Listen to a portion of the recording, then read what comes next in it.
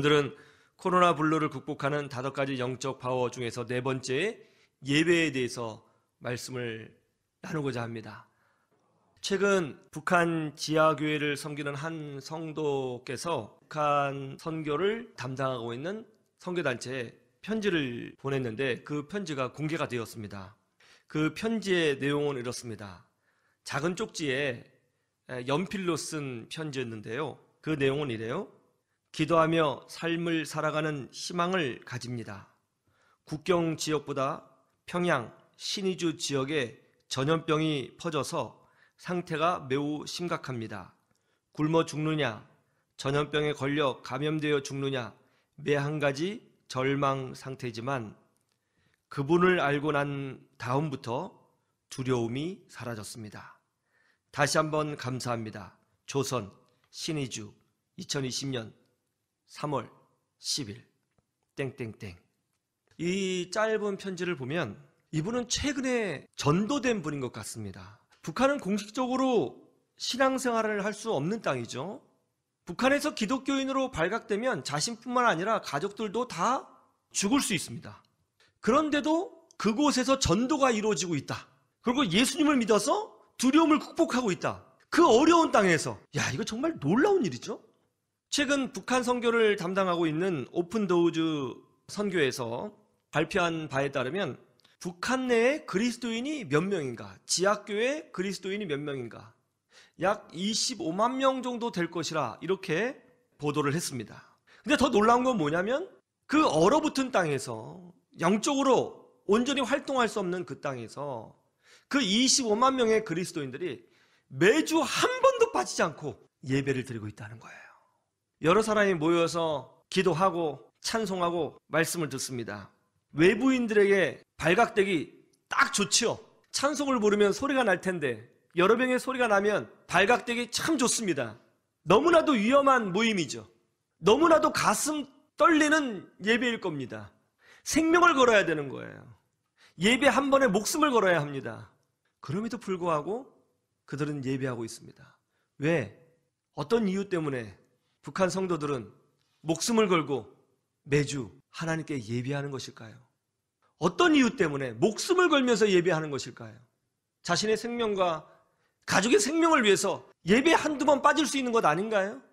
아니 도대체 예배에 뭐 어떤 것이 있기에 그 북한 땅에서 목숨을 걸고 하나님께 모여 예배하고 있느냐 말이에요. 저는 예배 안에 모든 두려움을 뛰어넘게 하는 영적인 기쁨과 은혜가 그들 가운데 있기 때문에 그럼에도 불구하고 하나님께 예배한다고 믿습니다. 예배가 우리에게 기쁨이요 능력이 된다는 사실은 제가 굳이 설교하지 않아도 우리 희망을 노래하는 교회 식구분들은 다 알고 계실 거라고 저는 생각해요. 코로나 바이러스 사태를 통해서 우리가 절실하게 배운 것이 있죠. 그것이 뭐죠? 예배가 정말 소중하구나. 예배가 정말 행복한 것이었구나 하는 것을 우리가 배웠습니다. 그렇죠?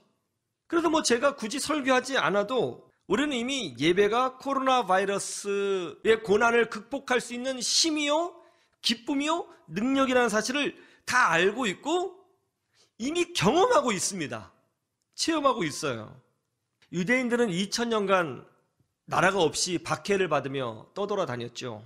10년 혹은 100년이 아니라 몇 년간요? 2000년간 나라가 없이 박해를 받으며 떠돌아다녔다고요. 2000년 동안. 어떻게 이렇게 긴 세월을 박해를 받으며 그 고난을 받으면서 믿음을 지키며 자기 민족을 재건할 수 있었을까? 정말 놀라운 일이에요. 2000년 동안 신앙을 지키고 민족을 지키고 나라를 지키고. 유대인들은 여기에 대해서 항상 이렇게 이야기를 하죠. 우리는 안식일을 지켰고 그 결과 안식일이 우리를 여기까지 지켜주었다. 우리는 안식일을 지켰고 떠돌이 생활을 해도 나라가 없이 방황을 해도 고난을 받아도 전쟁이 나도 2000년간 안식일을 지켰고 그 안식일이 결론적으로 우리를 지켜주었다. 상당히 의미가 깊은 말이에요. 예배는 코로나 블루뿐만 아니라 모든 고난과 위기를 이겨내게 하는 우리의 능력이 됨을 믿습니다. 성령의 사람, 참된 구원의 사람은 예배를 사모할 수밖에 없죠. 그 안에 성령이 계시기 때문에 예배를 사모할 수밖에 없어요. 그리고 그는 예배 안에 있는 보화를 매주 경험하기를 원합니다. 저는 우리 모든 식구들이 예배를 통해서 코로나 블루의 고난을 극복하는 영적 힘을 얻으시기를 주님의 이름으로 축원합니다. 그러면 우리는 어떤 자세로 예배의 은혜를 사모해야 할까요? 어떤 마음을 가지고 주 앞에 엎드려 예배해야 할까요? 첫 번째는 예배는 만남의 광장이라는 것이죠. 왜 그렇죠? 예배는 하나님과 공식적인 만남의 시간이기 때문에 그래요. 오늘 본문 말씀은요, 성경 중에서 예배라는 단어가 가장 많이 나오는 본문이에요. 예수님께서 사마리아 지역에 있는 수가라고 하는 작은 마을에 들어가셨습니다. 사마리아 지역은 유대인들이 멸시하는 지역이었습니다. 유대인들이 절대로 가지 않는 지역이었어요. 왜냐하면 유대인들은 이 사마리아 지역을 더러운 땅이라고 생각했어요. 수백 년 전에 아수르라고 하는 거대한 제국이 이스라엘을 침략했고 이스라엘 사람들을 포로로 노예로 잡아갔습니다. 그런 후에 아수르 사람들이 이 이스라엘 사람들을 다른 민족들과 강제적으로 결혼시켜서 그의 자녀들을 혼혈족으로 만들어버렸습니다. 그래서 민족의 정신을 없애려고 했던 거예요. 나중에 페르시아 제국이 들어서면서 유대인들에게, 이스라엘 사람들에게 자유가 주어졌습니다.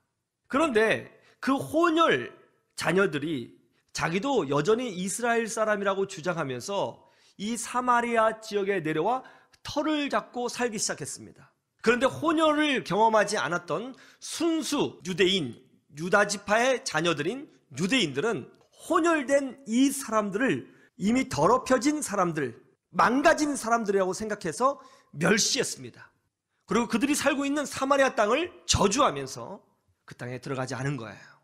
그런데 예수님께서 그 버림받은 땅에 의도적으로 들어가셨습니다. 그리고 한 우물가에서 한 여자를 만났습니다. 한낮에 여자가 물을 들어온 거예요. 예수님께서 그 여자에게 물을 떠달라고 부탁했습니다. 그러자 그 여자가 비아냥거리면서 말해요. 당신네 유대인들은 우리 사마리아 사람들을 멸시하고 그러는데 복장을 보아하니 유대인인 것 같은데 왜 당신이 멸시하는 우리에게 물을 떠달라고 하는 겁니까? 못 줍니다. 그러자 예수님께서 말씀하셨어요. 지금 물을 좀 달라고 하는 사람이 누구인지 알았더라면 깜짝 놀라서 기쁨으로 물을 떠 주었을걸? 그러자 여자가 날카롭게 대꾸했죠. 당신이 우리 조상 야곱보다 훨씬 더 위대한 사람인가요? 나보고 이래라 저래라? 당신이 도대체 누구예요? 그러자 예수님께서 결정타를 날리셨죠. 내 남편을 데리고 오라. 저는 남편이 없어요. 네가 남편이 없다고 하는 말이 옳도다. 네가 전에는 남편이 5명이 있었으나 지금 살고 있는 남편도 내 남편이 아니다. 자신의 과거를 놀랍게 알고 있다는 사실에 이 여자는 깜짝 놀랐습니다. 그리고 이 여인이 예수님에게 질문합니다. 그런 걸 어떻게 하셨어요? 선지자님이셨군요. 진작에 좀 말씀하시지요. 그런데요, 선지자님, 질문이 있습니다. 우리 조상들은 우리 동네에 있는 산에서 예배를 해야 하나님께서 받으신다고 말을 하고 당신 유대인들은 예루살렘에서 예배를 해야 하나님께서 받으신다고 이야기를 하는데 어느 말이 맞죠? 저는 늘 그게 고민이더라고요. 여러분, 저는 이 말씀을 보면서요 충격을 받았습니다. 이 여자는 남편에게 5번이나 버림받은 여자예요. 동네 사람의 눈을 피해서 혼자 물 들어온 여자였습니다. 동네 사람들이 손가락질하는 그런 여자였어요. 참 기구한 인생을 산 여자였죠. 그렇다면 선지자를 만났을 때에 이 여자가 무엇을 질문해야 됩니까? 선지자님, 제 인생은 왜 이렇게 기구하죠? 선지자님, 왜 하나님은 저에게 이런 일을 허락하셨죠? 이렇게 질문할 수도 있잖아요. 자기 인생에 대해서 얼마나 한이 많았겠어요.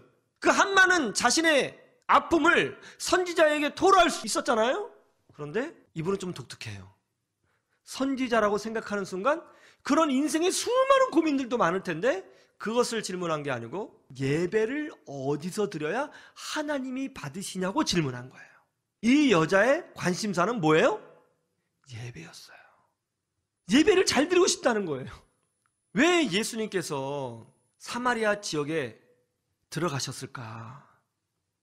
예배를 진심으로 사모하는 한 여인이 거기에 있었기 때문에 예수님이 그녀를 만나주기 위하여 사마리아 수가 땅으로 들어가신 거예요.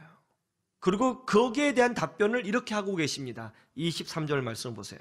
하나님께 참되게 예배하는 자들은 영과 진리로 예배할 때가 오나니 곧 이때라. 아버지께서는 자기에게 이렇게 예배하는 자들을 어떻게 해요? 찾으시느니라. 무슨 말씀이에요?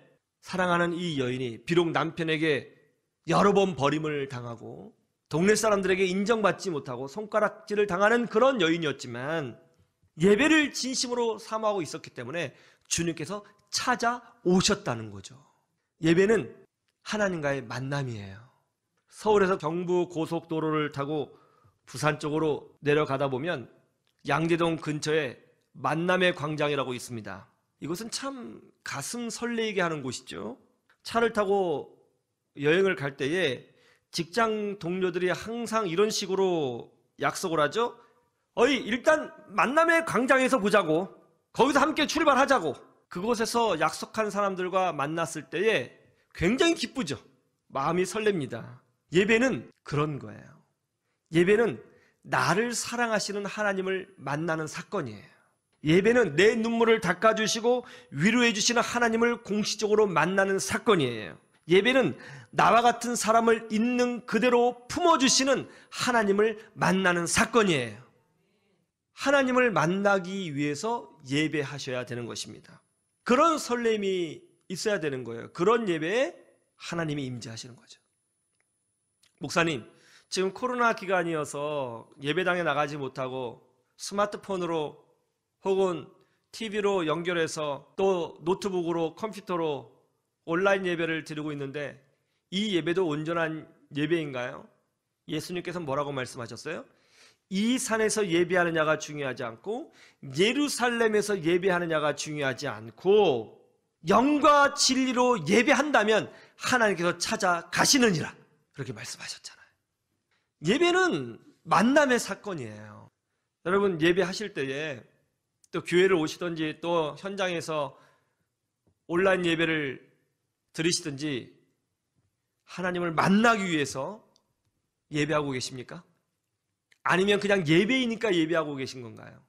하나님을 만나기 위해서 마치 만남의 광장을 가는 그런 마음으로 예배할 때에 나를 찾으시는 하나님을 경험하게 되고 만남을 통해서, 하나님과의 만남을 통해서 새롭게 되는 내 영혼을 경험하게 되는 거예요. 하나님을 만나는 것이 우리에게 위로요? 우리 기도 제목에 대한 답변이요? 하나님을 만나는 것이 우리의 자랑이요? 하나님을 만나는 것이 내 눈에 눈물이 씻어지며 하나님을 만나는 것이 내게 능력이요 권세가 되는 것입니다. 그래서 예배는 코로나 블루뿐만이 아니라 사실은 우리 인생 전반에 걸쳐서 어쩔 수 없이 마주할 수밖에 없는 수많은 고난과 위기를 이겨낼 수 있는 가장 강력한 영적 파워가 되는 거예요. 예배로 승리하시기를 주님의 이름으로 축원합니다.